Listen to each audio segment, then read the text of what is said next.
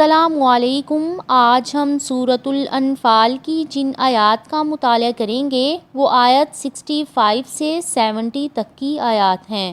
اعوذ باللہ من الشیطان الرجیم، بسم اللہ الرحمن الرحیم۔ یا ایھا النبی، اے نبی صلی اللہ علیہ وآلہ وسلم، حرض المؤمنین، رغبت دلائیے مومنوں کو، علی القتال، جنگ پر۔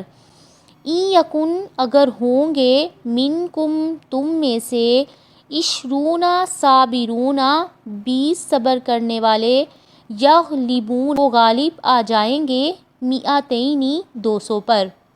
وَإِن یکن، اور اگر ہوں گے، منکم، تم میں سے، 100، یغلبوا، وہ غالب آ جائیں گے، 1000 پر۔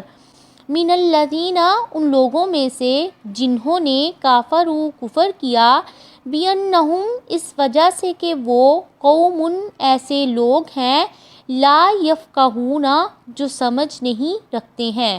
یہاں 20 مسلمانوں کو کفار کے 200 آدمیوں پر غالب آنے کا حکم دیا جا رہا ہے، مگر یہ حکم خبر کی صورت میں ہے، کیونکہ یہ بات معروف ہے کہ حکم بہت تاکید کے ساتھ دینا ہو تو وہ خبر کے الفاظ میں دیا جاتا ہے۔ مثلاً یہ کہنا ہو، سب لوگ نماز کے لیے مسجد میں جائیں تو کہا جاتا ہے، سب لوگ مسجد میں جائیں گے۔ یہاں 20 مسلمانوں کو کفار کے 200 آدمیوں پر غالب آنے کا حکم دیا جا رہا ہے، مگر خبر کے الفاظ میں ہے کہ اگر تم میں سے 20 صابر ہوں گے تو وہ 200 پر غالب آئیں گے، اور 100 1000 پر غالب آ جائیں گے۔ 20 کے 200 پر غالب آ جانے کے بعد 100 کے 1000 پر غالب آنے کے بیان کی حکمت یہ ہے کہ لشکر چھوٹا ہو یا بڑا ہو، ہر ایک کو یہ حکم ہے اور ہر ایک سے نصرت کا وعدہ ہے۔ الآن خفف اللہ، اب ہلکا کر دیا اللہ تعالیٰ نے، عنکم، تم سے، وعلم، اور اس نے جان لیا، انا، بے شک، فیکم، تم میں، ضعفاً، کمزوری ہے۔ فَإِن یکن، پس اگر ہو، منکم، تم میں سے، 100، صابرۃ، صبر کرنے والا، یغلبوا، وہ غالب آ جائیں گے، 200 پر۔ وَإِن یکن، اور اگر ہو، منکم، تم میں سے، 1000، یغلبوا، 1000، وہ غالب آ جائیں گے، 2000 پر، بِإِذْنِ اللہ، اللہ تعالیٰ کی اجازت سے، واللہ، اور اللہ تعالیٰ، مع الصابرین، صبر کرنے والوں کے ساتھ ہیں۔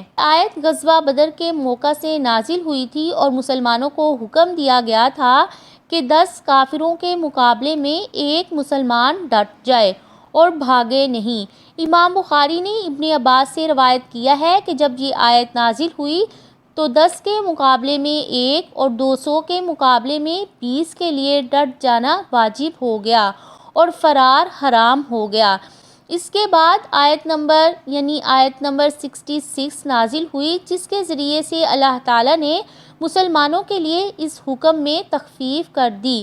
200 کے مقابلے میں 100 اور 2000 کے مقابلے میں 1000 کا ڈٹ جانا واجب ہو گیا اور فرار ہونا ناجائز ہو گیا۔ بعض علماء نے کہا ہے کہ پہلی آیت آیت نمبر 65 جو ہے وہ دوسری آیت 66 آیت سے منسوخ ہو گئی ہے۔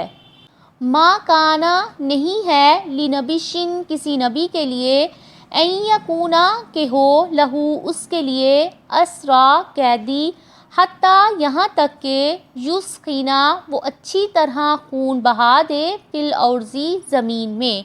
تریدون، تم چاہتے ہو، عرض الدنیا، دنیا کا سامان، واللہ، اور اللہ تعالیٰ، یرید الآخرۃ، آخرت چاہتا ہے، واللہ، اور اللہ تعالیٰ، عزیز، خوب زبردست ہیں، حکیم، خوب حکمت والے ہیں۔ آیت میں اللہ تعالیٰ نے بتایا کہ کسی نبی کے لیے جائز نہیں ہے کہ وہ قیدی بنائے، پھر انہیں قید رکھے یا احسان کرے یا فدیہ لے، جب تک میدان جنگ میں خوب خون ریزی کے بعد کفر کی کمر ٹوٹ نہ جائے، اور وہ دوبارہ مقابلے کے قابل نہ رہ جائیں۔ اس کے بعد قیدی بنانے میں کوئی حرج نہیں ہے، لیکن مسلمانوں، تم نے بدر میں قیدی بنانے میں جلدی سے کام لیا۔ تم فدیے کی صورت میں دنیا کا سامان چاہتے تھے، اللہ تعالیٰ تمہارے لیے اعلائے کلمت اللہ کے ذریعے آخرت کے ثواب کا ارادہ رکھتا ہے، اس لیے اللہ تعالیٰ نے رسول اللہ صلی اللہ علیہ وآلہ وسلم سمیت تمام مسلمانوں پر ناراضگی کا اظہار فرمایا ہے۔ عبداللہ بن عباس رضی اللہ تعالیٰ عنہ بیان کرتے ہیں کہ جنگ بدر میں جب قیدی گرفتار کر لیے گئے تو رسول اللہ صلی اللہ علیہ وسلم نے حضرت ابوبکر اور حضرت عمر سے مشورہ فرمایا کہ ان قیدیوں کے متعلق تمہاری کیا رائے ہے؟ حضرت ابوبکر نے کہا، اے اللہ کے نبی، یہ ہمارے چچا زاد بھائی اور خاندان ہی کے لوگ ہیں، میری رائے یہ ہے کہ ان سے فدیہ لے لیا جائے۔ رسول اللہ صلی اللہ علیہ وسلم نے فرمایا، اے ابن خطاب، تمہاری کیا رائے ہے؟ حضرت عمر فرماتے ہیں، میں نے کہا، اے اللہ کے رسول، میری رائے حضرت ابوبکر کی رائے کے مطابق نہیں ہے، میری رائے یہ ہے کہ آپ ان کو ہمارے حوالے کر دیں تاکہ ہم ان کی گردنیں اڑا دیں، اس لیے کہ یہ لوگ کفر کے سرغنے اور اس کے سردار ہیں۔ اکثر مسلمانوں کی رائے حضرت ابوبکر کی رائے کے مطابق تھی، کچھ مالی فائدے کے پیش نظر اور کچھ انسانی اور رشتہ داری کی محبت کی وجہ سے نبی کریم صلی اللہ علیہ وسلم نے حضرت ابوبکر کی رائے اختیار فرمائی اور میری رائے اختیار نہیں کی۔ پھر دوسرے دن صبح ہوئی، میں آیا تو دیکھا رسول اللہ صلی اللہ علیہ وسلم اور حضرت ابوبکر بیٹھے ہو رہے تھے۔ حضرت عمر نے کہا، اے اللہ کے رسول، مجھے بھی بتائیے آپ اور آپ کے دوست کیوں رو رہے ہیں، تاکہ اگر مجھے رونا آئے تو میں بھی روؤں، ورنہ کم از کم آپ دونوں کے رونے کی وجہ سے رونے والی صورت ہی بنا لوں۔ رسول اللہ صلی اللہ علیہ وسلم نے فرمایا، میں اس فیصلے کے مشورے کی وجہ سے رو رہا ہوں جو تمہارے ساتھیوں نے قیدیوں سے فدیہ لے کر چھوڑ دینے کے متعلق دیا تھا۔ میرے سامنے ان کا عذاب پیش کیا گیا جو اس وقت درخت سے بھی قریب تھا اور آپ کے قریب ایک درخت تھا۔ اللہ تعالیٰ نے اس وقت یہ آیت نازل فرمائی تھی۔ حضرت علی فرماتی ہیں کہ جبریل علیہ السلام اترے، آپ صلی اللہ علیہ وسلم سے کہا کہ اپنے ساتھیوں کو بدر کے قیدیوں کے متعلق اختیار دیں کہ انہیں قتل کر دیں یا فدیہ لیں، اس شرط پر کہ ان میں سے آئندہ اتنے ہی قتل کیے جائیں گے۔ اگر نہ ہوتا کتاب لکھا ہوا من اللہ، اللہ تعالیٰ کی طرف سے، سابقہ جو گزر چکا ہے، لمسکم البتہ پہنچتا تمہیں، فی ما اس کے بدلے میں جو اخذتم لیا تم نے، عذاب عظیم بہت بڑا عذاب۔ کتاب سے مراد لوح محفوظ ہے۔ اللہ تعالیٰ کے علم میں یہ بات پہلے سے تھی جو لوح محفوظ میں بھی لکھی ہوئی تھی کہ امت اسلامیہ کے لیے مال غنیمت حلال کر دیا جائے گا، اس لیے اللہ تعالیٰ نے معاف کر دیا، ورنہ فدیہ لے کر کفار قریش کو آزاد کرنے پر اللہ تعالیٰ کا عذاب مسلمانوں پر آ ہی جاتا۔ فَكُلُوا پس کھاؤ، مما اس میں سے جو غنمتم غنیمت پائی تم نے، حلالن حلال، طیباً پاک، واتقوا اللہ اور تم اللہ تعالیٰ سے ڈرو، ان اللہ بے شک اللہ تعالیٰ غفور بہت بخشنے والا ہے، رحیم نہایت رحم کرنے والا ہے۔ اس آیت کے ذریعے اللہ تعالیٰ نے مسلمانوں کے لیے مال غنیمت حلال کر دیا۔ اس کی تائید حضرت جابر بن عبداللہ رضی اللہ تعالیٰ عنہ سے مروی حدیث سے بھی ہوتی ہے، جس میں آپ صلی اللہ علیہ وسلم نے فرمایا، میرے لیے مال غنیمت حلال کر دیا گیا ہے، مجھ سے پہلے کسی کے لیے بھی حلال نہیں کیا گیا تھا۔ اس آیت کے نازل ہونے کے بعد صحابہ کرام کو اطمینان ہوا اور فدیے کے طور پر جو مال قیدیوں سے لیا تھا اسے استعمال کیا۔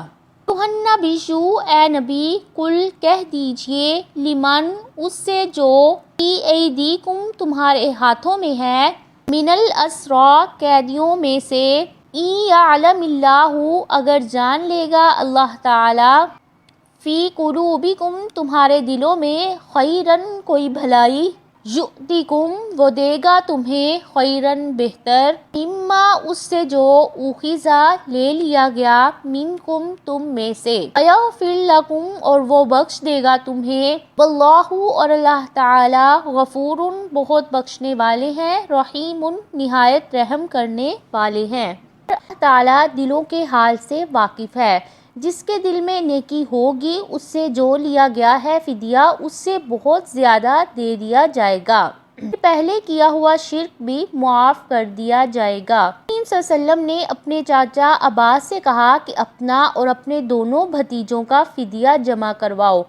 حضرت عباس نے کہا میرے پاس مال نہیں ہے اور جنگ میں مجھ سے 24 اوقیہ چھین لیا گیا تھا، وہی ہمارا فدیہ سمجھ لیجئے۔ آپ صلی اللہ علیہ وسلم اپنے چاچا کی طبیعت سے واقف تھے، اس لیے صحابہ سے کہہ دیا کہ فدیے کے مال سے ایک پیسہ بھی نہ چھوڑنا۔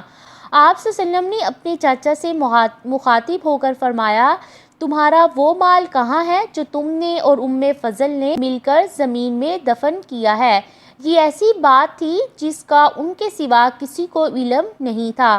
حضرت عباس نے یہ بات سنی تو کہنے لگے میں گواہی دیتا ہوں آپ صلی اللہ علیہ وسلم اللہ تعالیٰ کے رسول ہیں، اور اسلام لے آئے، پھر فدیہ بھی ادا کر دیا۔ آپ کہا کرتے تھے مجھ سے 20 اوقیہ فدیہ لیا گیا لیکن اس کے عوض مجھے دنیا میں بہت زیادہ مال دیا۔ اس وقت میرے پاس 20 غلام ہیں جن کی کمائی سے مجھے بہت کچھ حاصل ہوتا ہے۔ اللہ تعالیٰ نے زمزم کی تولیت بھی مجھے عطا کی، اس کے علاوہ اللہ تعالیٰ سے مغفرت کی امید بھی رکھتا ہوں۔ یہ تھیں آج کی آیات جن کا ہم نے مطالعہ کیا۔